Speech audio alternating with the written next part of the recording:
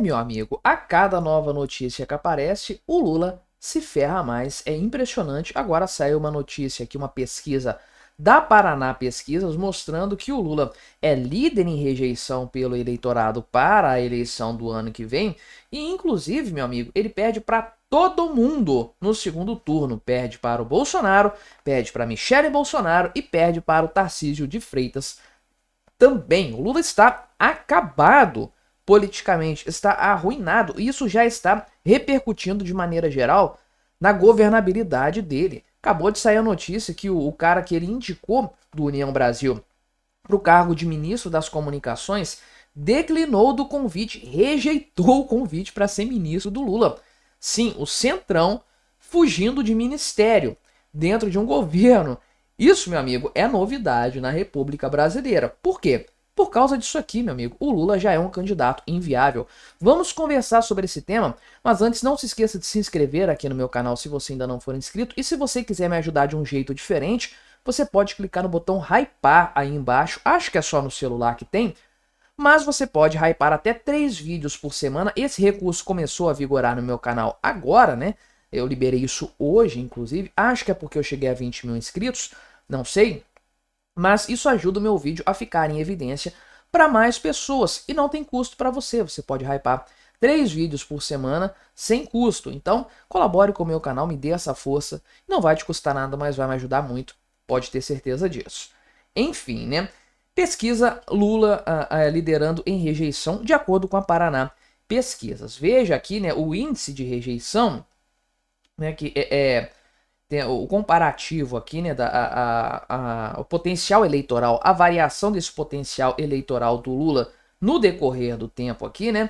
Veja que o público que disse que não votaria nele de jeito nenhum, primeiro, né? Certeza que votaria no Lula para presidente do Brasil. Nunca passa de 30%.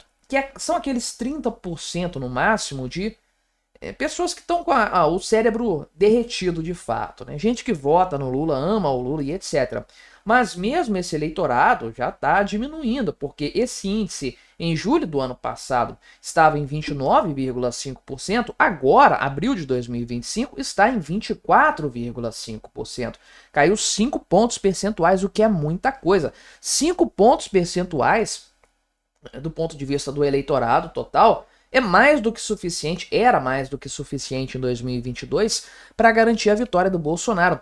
A diferença foi de 2 pontos percentuais. Então, se um ponto percentual, 1,1, 1,2, mudasse de ideia naquela eleição, o Lula perderia para o Bolsonaro. Pois é, né? Mas veja aqui que o índice dos que não votariam nele de jeito nenhum, que sempre foi muito alto, na faixa dos 48%, atingiu 52%. Agora, ou seja, mais da metade da população do eleitorado que não votaria nele de jeito nenhum. E ele tem um agravante aqui que é o seguinte, né? A opinião aqui de que não conhece ele suficientemente para opinar é quase nula. Todo mundo conhece o Lula. O cara é presidente, o cara já foi presidente. Então ele não tem para onde crescer em popularidade. Não tem para onde crescer em possibilidade de votos. Coisa que não acontece, por exemplo, com o Tarcísio de Freitas, né? Não sei se está dando para ver aqui direito essa imagem. Vamos ver se a gente abre aqui. Abriu pequena também, né? Enfim, não faz muita diferença. Mas veja aqui que o índice de rejeição, que é essa coluna do meio, é maior para o Lula do que para qualquer outra pessoa. Do Bolsonaro é elevado também, 46%, mas é consideravelmente menor do que a do Lula. E segundo turno, conforme eu sempre digo aqui, é vencido não pela aprovação, pelo voto com confiança, é vencido pela menor rejeição. Bolsonaro ganha do Lula nesse cenário. E a rejeição do Tarcísio de Freitas é bastante baixa. Isso aqui é importante frisar, mas ele tem que melhorar bastante ainda o seu capital político para ser bastante viável para o ano que vem. Viável ele já é. E ele tem esse caráter aqui, ó, que são 7,7% dos eleitores que afirmam que não conhecem ele o suficiente. Então ele pode crescer isso aqui no seu eleitorado, coisa que nenhum outro candidato consegue fazer. E o Lula definitivamente não, todo mundo já o conhece, né? Então, de fato, a popularidade, a aprovação do Lula está muito baixa, a rejeição dele torna o Lula um candidato praticamente inviável para o ano que vem, e é justamente por isso que, de acordo ainda com essa pesquisa aqui, ele perde para todos os candidatos no segundo turno. E é justamente isso que a gente vai dar uma olhada agora, né? São 4 cenários. O Lula disputando aqui com... Não entendi esse segundo cenário aparecendo o Lula aqui, né? Enfim, isso aqui é o quê? Cenário estimulado para o primeiro turno? Não entendi, porque tem aqui, né, a simulação do segundo turno. Acho que essa aqui é a simulação do primeiro turno. Então, né, pela quantidade de candidatos. Então veja que no primeiro cenário, é um cenário em que o Bolsonaro aparece, ele fica em primeiro lugar no primeiro turno com uma grande margem em relação ao Lula. Lula que não passa dos 33% no primeiro turno em nenhum cenário. Só que contra o Tarcísio de Freitas que ele aparece com 34%. Mas sempre nesse patamar aí, 33%, 34%, sendo que o Bolsonaro aparece com 38% no primeiro cenário aqui de primeiro turno. Mas Michele Bolsonaro, por exemplo, aparece bem próxima do Lula e o Tarcísio de Freitas aparece muito forte. Ratinho Júnior não tem tração, na minha opinião, para conseguir esse cenário. Então Lula, esses 3 cenários aqui, termina em primeiro lugar. Disputando contra o Bolsonaro, ele fica em segundo lugar. E, meu amigo, a gente já viu esse filme acontecer, né? Candidato que é o presidente atual tentando se reeleger, ficando em segundo lugar no primeiro turno, é realmente complicado. E isso aparece, né, na análise do segundo turno.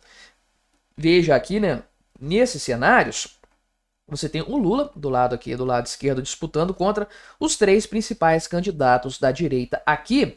E no caso, né, de disputa Lula e Bolsonaro, o Bolsonaro ganha. E nem está dentro da margem de erro, não. Ele ganha de fato, mesmo considerando a margem de erro, né?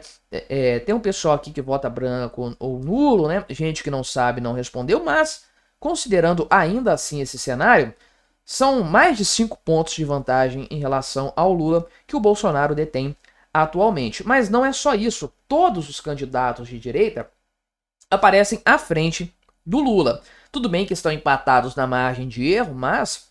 Caramba, né? Aqui o caso da Michele Bolsonaro tá no limiar da margem de erro. Ela tá com 45 pontos contra 41 do Lula. Uma vantagem considerável. E até o Tarcísio de Freitas, que a gente viu, muita gente não conhece o suficiente para opinar se votaria nele, aparece com uma vantagem aqui de quase 3 pontos percentuais em relação ao Lula. Veja que é uma vitória, uma margem de vitória maior do que o Lula teve contra o Bolsonaro.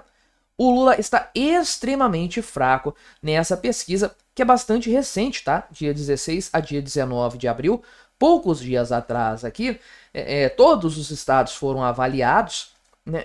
Enfim, é um cenário que mostra o quanto que o Lula está fraco.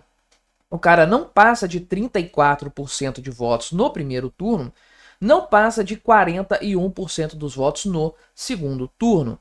Né? Tudo bem que na hora que você tirar os votos brancos, nulos ou as abstenções, o percentual vai ser diferente, tende a ser mais próximo. Mas ainda assim, meu amigo, é um cenário aqui completamente desfavorável para o Lula. E isso já repercute de maneira geral na própria governabilidade dele. O Lula está cada vez mais enfraquecido dentro de sua base, dentro do seu partido. E isso aqui é uma coisa que se retroalimenta.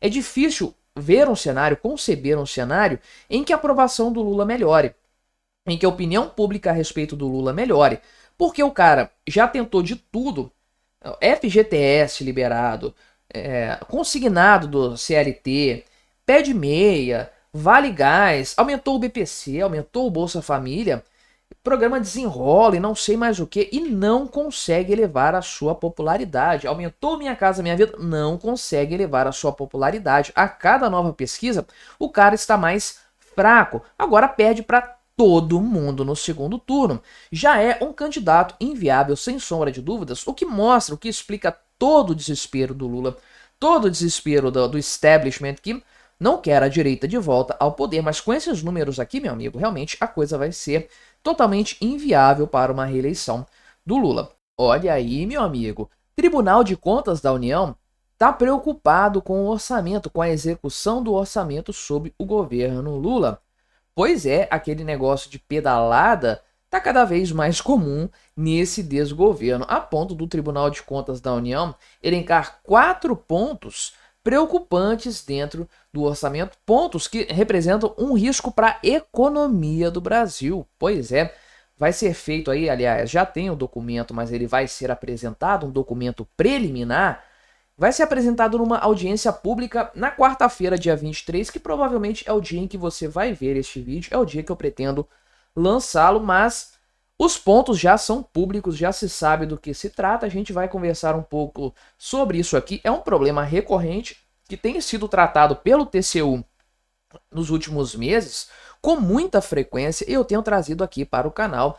E, meu amigo, motivo para impeachment não falta, na verdade, esses motivos são abundantes. Vamos conversar sobre esse tema, mas antes não se esqueça de se inscrever aqui no meu canal se você ainda não for inscrito. E agora o meu canal tem a opção de hypar, acho que é porque eu bati 20 mil membros recentemente. Essa opção foi habilitada para o meu canal. Eu não sei como é que funciona no computador, se tem, mas eu sei que no celular funciona bem. Se você está me assistindo pelo celular, você pode clicar no botão hypar aí embaixo para ajudar os meus vídeos a serem alcançados aí por mais pessoas. Inclusive, não tem custo para você, você pode hypar 3 vídeos por semana sem custo. Então, é uma forma de ajudar a colaborar com o meu canal, sem sombra de dúvidas, uma novidade que agora eu tenho acesso. Espero que isso aí ajude no crescimento do canal, conto com o seu apoio nesse sentido.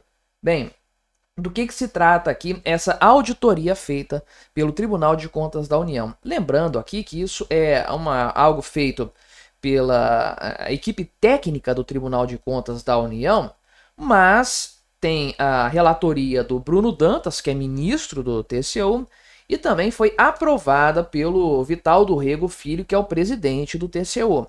Ou seja, o corpo técnico faz a análise, chega aí às suas conclusões, dá o seu parecer, e esse parecer precisa ser validado. Primeiro ele é acompanhado por um ministro e é validado pelo presidente. Isso já aconteceu. Então, de uma forma ou de outra, tem a chancela dos caciques do Tribunal de Contas da União, que é um ponto que eu sempre coloco aqui no canal. O TCU tem um corpo técnico que é muito competente, entende tudo em matéria de contas públicas. Beleza, funciona que é uma beleza. O que trava mesmo é o corpo político do TCU, que são os ministros que tomam as decisões ali, né? Foi inclusive aí que o negócio do programa Pé de Meia acabou não virando um grande problema para o Lula, uma decisão política tomada dentro do TCU, porque o corpo técnico já tinha manifestado o fato de que o que foi feito em relação ao programa Pé de Meia era uma ilegalidade fiscal. Pois bem, né? O documento aqui vai ser apresentado quarta-feira em uma audiência pública, dia 23, deve ser o dia que você está assistindo esse vídeo aqui, né? E o Tribunal de Contas da União tem a expectativa de que gente da equipe econômica do governo Lula vai participar disso também. O Estadão teve acesso a esse documento. Então, veja aqui que essa auditoria não é de agora, vai ser apresentada agora, mas ela foi aprovada em dezembro do ano passado, então tem coisa que aconteceu depois disso já, coisa escabrosa que não está aqui, e as coisas escabrosas que estão aqui já são antigas para você ver o tamanho desse problema, e são 4 achados que preocupam os técnicos do Tribunal de Contas da União, né? Então são os seguintes itens aqui, né? Cadê? Não recolhimento de receitas à conta única da União, uso de fundos privados ou entidades para execução de políticas públicas, utilização de fundos públicos para concessão de crédito e falta de transparência na gestão de fundos públicos e privados. Algumas coisas das quais eu já falei aqui no canal, mas a gente vai olhar aqui em detalhes esses itens. Veja aqui, né? Que você tem os pontos principais sendo listados por essa notícia do Estadão. Não recolhimento de receitas públicas à conta da União está relacionado àquele projeto do novo Auxílio Gás que expandiu esse benefício para uma quantidade grande de pessoas aí, né? E tem um problema lá do não recolhimento de honorários advocatícios de advogados públicos. Isso vem lá de trás, desde o governo Michel Temer, desde 2017, né? Então, Veja que a proposta aqui que o governo enviou para o Congresso Nacional e que ainda não foi aprovada pelo Congresso prevê transferência direta de recursos públicos provenientes da comercialização de petróleo à Caixa Econômica. Ou seja, tem ali os recursos públicos oriundos da Petrobras e de outros, né, outros entes que comercializam petróleo. Isso é repassado diretamente para a Caixa e a Caixa paga o auxílio gás. Veja que isso não passa pelo orçamento, então, porque a Caixa Econômica Federal tem o seu próprio orçamento, a Petrobras também. Então, isso não entra nos cofres da União para depois ser desembolsado. Por quê? Né? Se esse valor entrasse nos cofres da União, talvez ele não pudesse ser gasto dessa forma, porque teria que cobrir outras coisas. Então, é um subterfúgio que o governo usa para pagar o auxílio gás impreterivelmente, passando isso aí por fora do orçamento, o que é um problema sem sombra de dúvidas, né? Então, parece aqui que a equipe econômica vai mandar um projeto de lei redesenhado desse novo auxílio gás para evitar esse tipo de problema. Não sei se vai acontecer de fato, né? Tem também aqui o caso do Fundo Rio Doce, que foi criado aqui, né, para compensar atingidos pelo rompimento da barragem de Mariana em Minas Gerais, né? E aqui 30 bilhões de reais vão ser repassados sem passar pelo orçamento também, né? Ainda que o acordo que gerou esse fundo estabeleça a realização de ações que são tratadas e que na prática são de fato políticas públicas, ou seja, também deveria entrar no orçamento e não está acontecendo, né? Para por aí, não, tem mais coisa também, outros fundos aqui que são destinados, estão sendo repassados para o BNDES para a realização de políticas de concessão de crédito. 30 bilhões de reais passados para o BNDES dessa forma só em 2024. Ou seja, né, é o governo usando um subterfúgio para fomentar o crédito, que é a única coisa que o governo Lula sabe fazer para incentivar a economia. E como não dá para fazer isso via orçamento, ele passa por fora do orçamento de uma maneira totalmente equivocada, para dizer o mínimo, né? Então tem aqui também a questão da faixa 4 do Minha Casa Minha Vida, que vai ser bancada aqui com fundos do Fundo Social do Pré-Sal, 15 bilhões de reais. Então, realmente esse valor aqui não está passando pelo orçamento e aí, de fato, causa uma série de problemas, uma série de crises de confiança que vão minar a economia brasileira mais do que já está acontecendo, né? Tem também, nesse sentido, a falta de transparência aqui, né, para acessar dados de fundos públicos e privados. Então fica difícil saber o que está sendo feito com esses fundos, qual é a destinação disso aí. Ou seja, né, até mesmo especialistas têm dificuldade em encontrar o destino desse dinheiro, né, as informações necessárias. Provavelmente o Tribunal de Contas da União teve dificuldades em encontrar isso. Na prática, essa falta de transparência faz com que seja lançada uma dúvida muito grande a respeito da execução do orçamento, do compromisso do governo Lula em executar esse orçamento dentro das regras fiscais básicas estabelecidas, né? O que isso pode causar no fim das contas, né? O que isso aí pode, de fato, né, ocasionar? O pessoal do TCU falou informalmente que, ao contrário do que aconteceu na época da Dilma Rousseff, né, as medidas atuais contam com a aprovação do Congresso Nacional, então teriam aí um caráter legal, né? Só que ainda assim essas medidas podem causar aqui algum tipo de, né, problema aqui de credibilidade das contas públicas e também problemas de sustentabilidade da dívida de maneira geral, fazendo com que a inflação suba, o real fique mais desvalorizado e, enfim, né, o inferno econômico que nós estamos vivendo acabe apenas piorando. E realmente isso aqui, conforme o pessoal do tribunal aponta, né, esse tipo de ação para orçamentária, para fiscal, tende a criar uma série de problemas de credibilidade, comprometendo os princípios que eles chamam aqui de princípios orçamentários, né? Universalidade, legalidade e transparência, e contornam regras fiscais em vigor. Pois é, né? Motivos para impeachment do Lula não faltam, mas como o próprio pessoal do TCU apontou, o Congresso Nacional é conivente é cúmplice com o governo nesse sentido. Não há temperatura política para fazer nada nesse sentido. O que o Tribunal de Contas da União vai falar, vai apresentar, todo mundo na prática já sabe. Vários desses pontos eu já apontei aqui no meu canal anteriormente, são pontos críticos, pontos de atenção, mas ninguém está nem aí para esse tipo de problema e, conforme o pessoal do TCU apontou, a manutenção dessa situação vai apenas piorar uma economia já bastante prejudicada.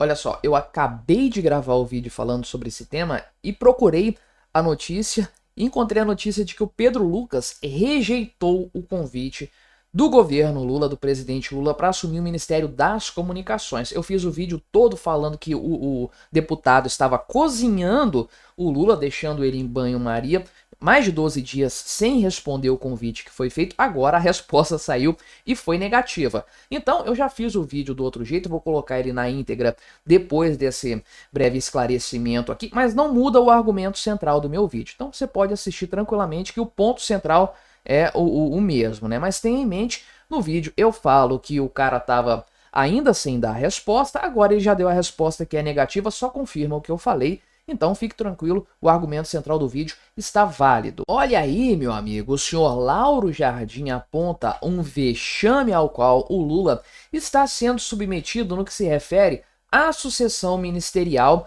daquele cara lá que teve que ser defenestrado do governo, Juscelino Filho. O Lula não teve para onde correr e a vaga dele no Ministério das Comunicações ficou aberta. Para que, de fato, o Lula indicasse alguém, teria que ser alguém do Centrão para manter as cotas dos partidos do centro no governo Lula. E bem, ele indicou um camarada para esse cargo aqui, o deputado Pedro Lucas Fernandes, que é o líder do União Brasil na Câmara dos Deputados. E beleza, tudo certo, né? Tá indicado. Ok, vamos empossar o cara. Isso não aconteceu até o presente momento. Por que que não aconteceu?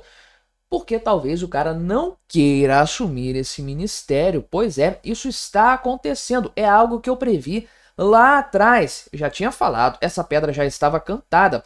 Muita gente, muitos do meio político, gente do Centrão, tem muita gente que não quer entrar no governo Lula de jeito nenhum, porque estão vendo os números, estão vendo as pesquisas e não querem ficar queimados nesse desgoverno. O Lula tem dificuldade para fazer a sua reforma ministerial e para alocar gente no ministério que está vago, basicamente. Vamos conversar sobre esse assunto, sobre as repercussões disso na política brasileira, mas antes, não se esqueça de se inscrever aqui no meu canal se você ainda não for inscrito. E agora o meu canal tem a opção Hypar. Pois é, acho que é porque eu atingi 20 mil inscritos, não sei. Mas você pode clicar, acho que funciona só no celular, não sei, no botão Hypar aí embaixo para ajudar o meu vídeo a ficar em mais evidência, chegar a mais pessoas. Você pode fazer um hype aí 3 vezes por semana de forma gratuita, então isso não tem custo para você, mas ajuda bastante o meu canal, conto com o seu apoio. Pois bem, qual que é a situação aqui? É uma notícia do Lauro Jardim, que é um cara que costuma ter um acesso muito bom nesses meios aí dos bastidores políticos e etc. E o ponto é o seguinte, né? O Juscelino Filho rodou por causa de todos os escândalos envolvendo ele, que aliás é um negócio que está desde o começo do governo Lula. Só agora que o Molusco tomou alguma providência porque o negócio ficou escandaloso de fato. Mas Juscelino Filho, então, rodou e a vaga de ministro das comunicações ficou vaga, então, a partir daí. E o governo apresentou o nome do Pedro Lucas Fernandes, né? A Gleisi Hoffmann, que é a nova ministra das Relações Institucionais do governo Lula, apresentou isso, anunciou oficialmente para a imprensa que o União Brasil, né, fez a indicação do líder do União Brasil na Câmara dos Deputados, que é o deputado Pedro Lucas Fernandes, e ele iria assumir o mandato então, né? E aí o Lula aceitou essa indicação na época, de acordo com a Gleisi Hoffmann, e convidou pessoalmente aí o Pedro Lucas Fernandes para que ele ocupasse esse cargo.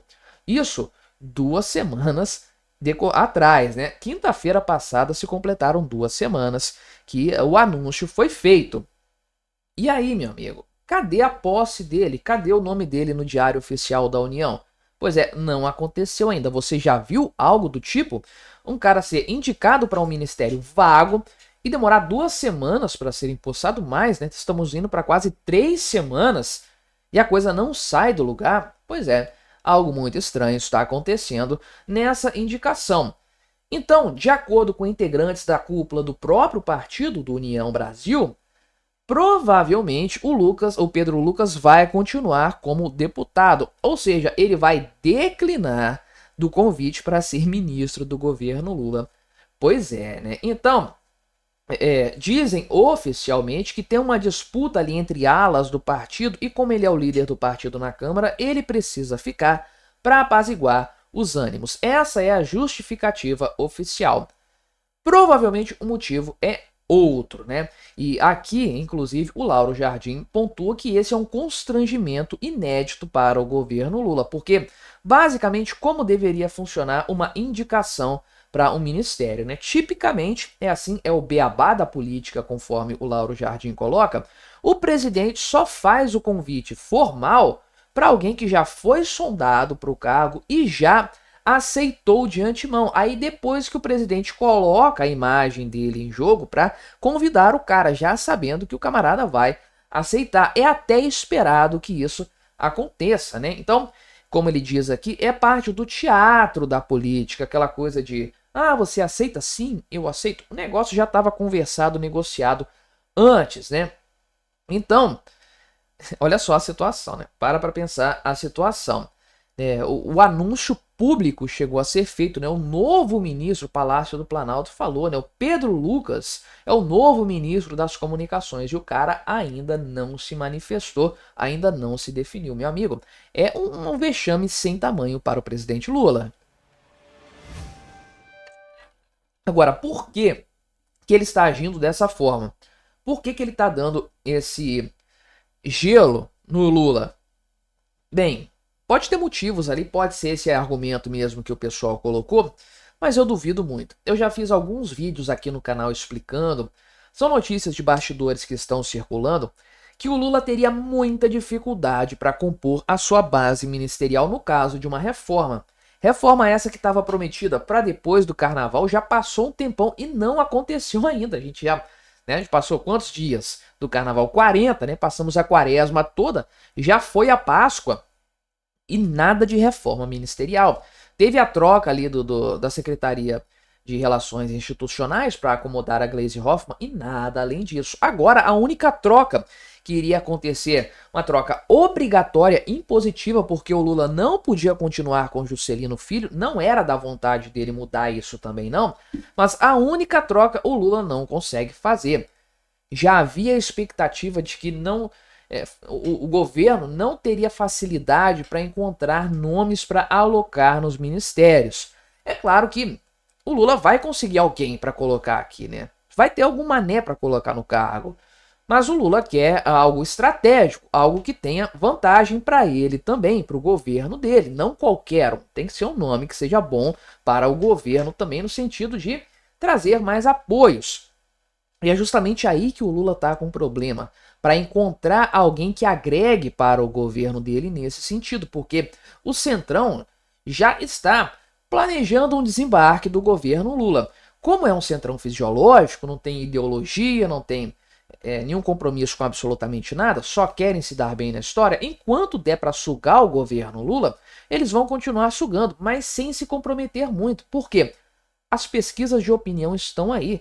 Nova pesquisa aí do Paraná Pesquisas mostrou o Lula perdendo para todo mundo no segundo turno, para o Bolsonaro, para Michele, para o Tarcísio de Freitas. Então, o Lula é um candidato extremamente enfraquecido, cuja fraqueza está sendo evidente para todo mundo, dentro do PT mesmo, isso já está bastante claro.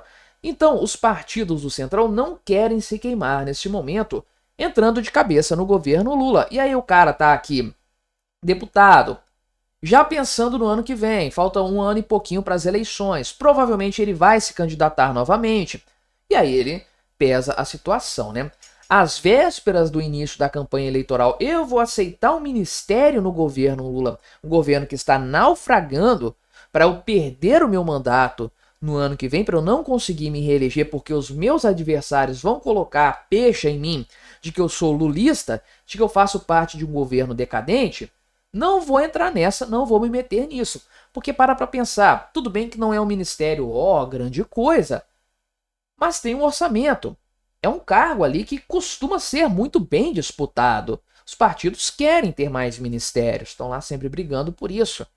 Então veja o quanto que a imagem negativa do Lula tem sido mais importante até para os políticos e para os partidos do que o próprio orçamento do qual uma pasta como essa aqui dispõe. O prejuízo que se aliar publicamente ao Lula, que entrar para o governo Lula traz, é muito maior do que o benefício que o recurso dessa pasta pode proporcionar. Então, é um grande vexame para o Lula. Isso aqui demonstra publicamente que ele está enfraquecido e não consegue sequer indicar um nome para um ministério dentro da sua base de apoio, porque ninguém quer encarar essa bomba. Olha aí, meu amigo, o FMI, Fundo Monetário Internacional, revisou as projeções para o crescimento econômico do Brasil em 2025 e 2026. E adivinha só, ele piorou os números, pois a economia brasileira, agora de acordo com o FMI, vai crescer 2%.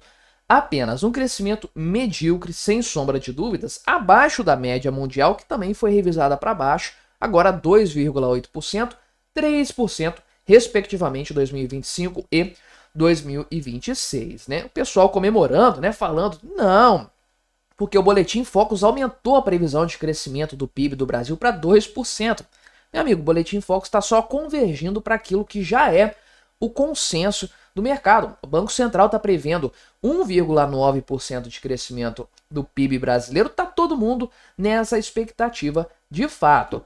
Enquanto isso, meu amigo, a Argentina 5,5% de crescimento econômico. Quero ver o que o Lula vai fazer com toda a propaganda econômica que ele faz aí, fajuta, sobre crescimento do PIB, etc.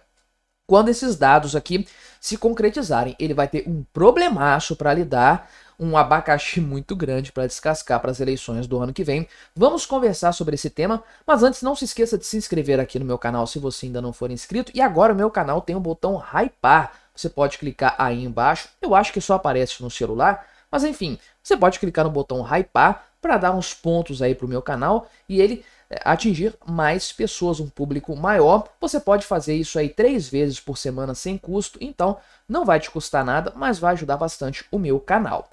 Pois bem, né? Voltando aqui aos números do Brasil, o relatório foi atualizado para 2025 e 2026, 2% de crescimento este ano, 2% de crescimento no próximo ano também, né? Dados divulgados hoje, terça-feira, dia 22 de abril, dia que eu estou gravando este vídeo, dia do descobrimento do Brasil. Pois é, né? Foi uma piora de 0,2 ponto percentual na estimativa que foi divulgada em janeiro. Ou seja, está piorando, né? O cenário brasileiro está piorando. A economia brasileira está ficando mais complexa, mais complicada, mais desafiadora, conforme os meses vão passando, como era de se esperar. É claro que aqui tem o componente do tarifaço do Donald Trump, dessa bagunça toda que a gente está vendo por aí, tanto que a perspectiva para o crescimento global também caiu, né? Então, havia uma previsão de que a economia mundial, que já não cresceria muito de forma geral, né? Fosse ali ter um crescimento razoável e etc. Só que na prática isso caiu agora, né, de maneira geral, em nível mundial, 2,8% em 2025, 3% em 2026. Mas veja o quanto que o Brasil está abaixo da média mundial. Isso aqui é notável. É um país que vai crescer menos do que o restante do mundo, o que vai nos colocar mais distantes do restante dos países, da economia. Nós vamos ficar ainda mais aquém do que nós já estamos do mundo desenvolvido, por exemplo. O crescimento vai ser frustrante de maneira geral para o mundo? Vai, isso aí já é esperado. Mas o Brasil vai ficar na rabeira do crescimento econômico, né? É o preço que a gente paga por ter um governo petista de fato. O Ministério da Fazenda, né, projeta 2,3% de crescimento para esse ano, que já é um crescimento pífio, né, uma coisa assim vergonhosa e é abaixo da média projetada para o mundo também. Mas é o Ministério da Fazenda que sempre vai tentar dourar a pílula. Então você pode ter certeza que esse patamar aqui é exagerado. Isso aqui ninguém acredita que a economia brasileira vai crescer nesse ritmo, tanto que o Banco Central aponta 1,9% de crescimento para este ano, abaixo dos 2%, o que é ridículo, um crescimento ridículo. E lembre-se, crescimento do PIB tem embutido, está escondidinho ali no meio, o crescimento do gasto estatal, né? A máquina pública, o gasto do governo, isso compõe o PIB. Então, se no geral crescer 1,9%, sei lá, deve ter 1,3%, 1,4%, que é o crescimento entre muitas aspas, enganoso, oriundo do gasto estatal. Então, crescimento orgânico efetivo da sociedade, meio ponto percentual, na melhor das hipóteses. O Brasil caminhando de lado total, com uma inflação castigante, até porque o FMI calcula também, né? Nós vamos ter aí uma taxa média anual de 5,3% de inflação para este ano e 4,3% para o ano que vem, totalmente fora das metas de inflação, definitivamente. E pois bem, também teve aqui uma redução no crescimento da América Latina e do Caribe, de maneira geral, né? 2% também. É um negócio assim, bastante frustrante, embora 2026 seja um pouco melhor, 2,4% de crescimento, puxado para baixo principalmente pelo México, tá? O México realmente que vai ter um número vergonhoso de crescimento econômico. Agora, a Argentina, o cenário é totalmente diferente. Então, a previsão de crescimento para a Argentina realmente é um negócio assim, excepcional, né? A previsão aqui, 5,5% de crescimento, 4,6% de crescimento no ano que vem. Então, né, são números muito marcantes, são números impressionantes, dado que a Argentina teve um decréscimo econômico de 1,7% no ano passado. Então veja que, eu sempre menciono isso aqui, quando você tem um percentual positivo depois de um negativo, não significa um crescimento econômico necessariamente, pode ser só uma recuperação do que foi perdido antes. Mas se você considera que a economia caiu 1,7% em um ano e vai crescer 5, alguma coisa no ano seguinte, dá para depreender daí que há um crescimento, sim, não é 5% total de crescimento, uma parte disso é uma recuperação, a gente pode colocar 2,5%, talvez representa uma recuperação da queda anterior, provavelmente um pouco menos, mas há um crescimento orgânico efetivo. A economia na Argentina está crescendo, ela não está apenas se recuperando, ela está crescendo, atingindo novos patamares. Isso é muito importante e vai durar aí com esse ritmo elevado 2 anos. Isso aqui, meu amigo, nem o Lula gastando o que pode, o que não pode, não chega perto disso aqui. Crescer 5,5%, Xi Jinping maquiando todos os dados que ele consegue, não chega nesse patamar. Para você entender o tamanho do que está sendo feito na Argentina em matéria de recuperação econômica, né? Então, há uma expectativa de inflação na casa de 35%, 36% neste ano, que eu acho bastante realista de fato. O Milei afirmou que vai ser menos do que isso, mas se for 35%, para o histórico da Argentina é excelente, até porque espera-se que em 2026 esse índice caia para 14,5%. Daqui a pouco a Argentina está pertinho do Brasil em matéria de inflação. Um resultado excepcional de fato, né? O pessoal aqui do FMI explica por que isso está acontecendo lá na Argentina, né? Reformas disciplinadas, colocando as condições financeiras na linha, né? Enfim, vai ter o problema, é claro, aqui do impacto das tensões internacionais, mas todo mundo vai passar por isso. Importante é saber quem está, de fato, preparado para lidar com esse cenário. E o Brasil não está preparado, tanto que o FMI cortou a projeção de crescimento para o Brasil, enquanto manteve a excelente projeção de crescimento para a Argentina. Veja, portanto, que nós já estamos mais ou menos com o cenário da estagnação econômica, com inflação, a chamada estagflação, que é o pior dos mundos, o pior dos cenários. O Banco Central não vai aguentar mais ficar aumentando taxa Selic. Imagina-se que o ciclo de alta já está chegando ao fim, inclusive, e a economia está completamente desarranjada ainda assim. O que vai acontecer a partir daí é uma grande incógnita. O FMI meio que já bateu o seu martelo, o Banco Central também, e as perspectivas não são nada positivas. É o que a gente espera do Brasil governado pelo desgoverno Lula. Olha aí, meu amigo, que triste notícia. O Big Brother Brasil 25 foi um grande fracasso, porque sim, parece que ele está acabando hoje, dia 22 de abril, que é o dia que eu estou gravando. Este vídeo vai ser o último paredão, ao que tudo indica, e a Globo teve tanto azar com esse Big Brother Brasil que, para além da audiência pífia que a atração demonstrou, ela teve o azar ainda de encerrar, de terminar, ter o seu último episódio, que costuma ser ter um grande desfecho, capturar muitas atenções, logo na sequência da morte do Papa Francisco, momento em que todo mundo fala desse acontecimento, ninguém está nem aí para o Big Brother, o que mostra claramente, fazendo um cômputo geral dessa atração, que vamos lá, provavelmente você nem lembrava que isso aqui estava passando, eu também não lembrava, me lembrei porque vi a notícia.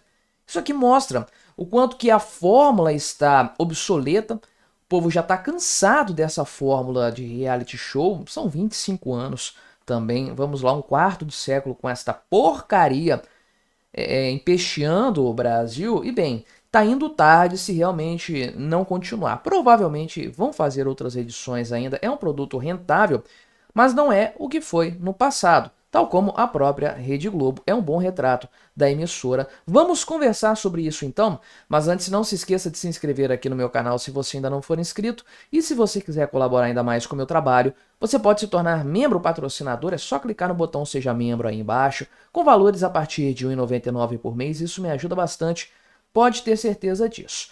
Pois bem, números do Big Brother Brasil 2025, né? Tem sido um fracasso de maneira geral, isso aí é inegável, não tem nem o que se discutir a esse respeito. Mas veja só, né? A questão aqui da audiência foi patética para um Big Brother Brasil, patética. A média aqui foi de 16 pontos na Grande São Paulo, que é o pior resultado para o Big Brother Brasil, né? Desde na sua série histórica, desde que ele foi lançado lá atrás, né? Tem um problema também, né? Claro, tem que ser pontuado que a novela Mania de Você foi um fracasso completo. Então veja que é o fracasso de dois modelos que já foram um sucesso enorme lá atrás, mas que não entregam mais esse resultado.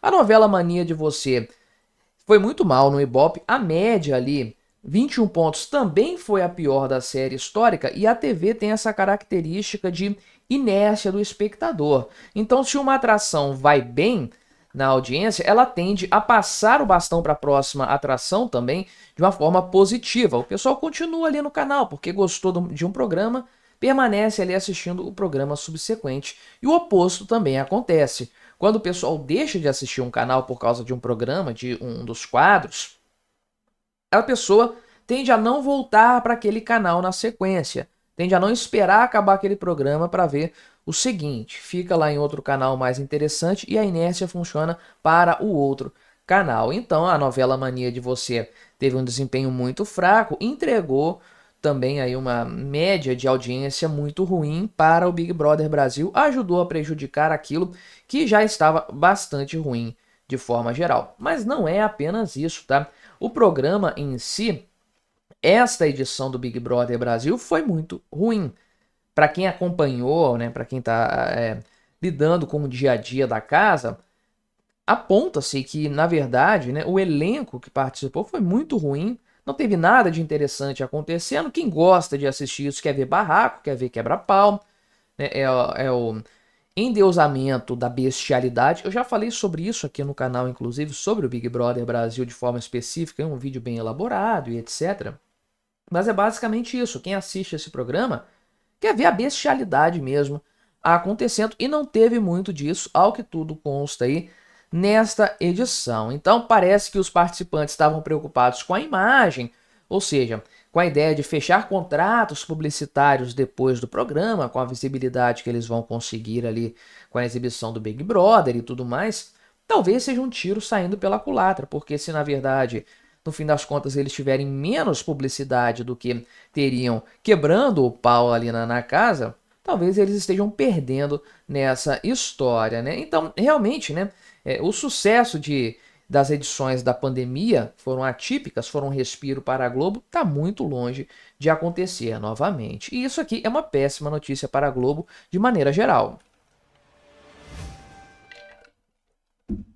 E pois bem, esse modelo aqui foi misturando famosos com anônimos, já tem um tempo que isso tem acontecido, né? Vai acabar hoje, dia 22 de abril. Tô gravando rapidinho aqui para assistir. Mentira, né? Não tô nem aí, nem sei que horas que isso vai ao ar. E não tô nem aí, não faço ideia de quem participa desse programa, não sei um único participante, não sei quem saiu, quem ficou, quem tá disputando, não sei o valor do prêmio e estou muito feliz por isso. Aliás, não sei há quanto tempo que eu não assisto a Rede Globo e só tem feito bem para minha vida desde então. Não assisto TV aberta também e é um dos grandes problemas, no fim das contas, desse formato de programa aqui, que ainda contou com o azar de ter o seu último episódio logo na sequência da morte do Papa Francisco, conforme eu falei. Então tá todo mundo atento para isso, católicos e não católicos, é o tema do momento, essa é a verdade. Virou discussão política nas redes sociais, pois é. E, enfim, todo mundo falando do Papa, todo mundo virando especialista em conclave, especialista em sucessão do Papa, em velório do Papa e etc. Ninguém não tá nem aí para o Big Brother Brasil, que tende a ter realmente uma audiência pífia, que conforme o pessoal da Veja coloca aqui, seria a última pá de cal numa edição pra lá de decepcionante para a senhora Globo, né? Então, é uma das piores edições em matéria de qualidade para quem gosta disso aqui, tá? Para quem curte esse formato. Em matéria de audiência, é disparadamente a pior. O que que isso simboliza para o futuro dos reality shows, o futuro do próprio Big Brother Brasil na Rede Globo? É um produto muito longevo, conforme eu falei, 1/4 de século sendo exibido por lá. Então, realmente, não é um produto que está assim, decepcionando por completo. Por mais que a audiência vem caindo sucessivamente, principalmente aí nos últimos 2 anos, né, 23 e 24, mas ainda rende o suficiente para ser mantido na grade da Rede Globo. Até porque não tem muita coisa para colocar no lugar, né? Acaba sendo ainda o melhor programa da Globo, né? Ou um dos melhores, uma das principais audiências, mesmo sendo uma audiência ruim.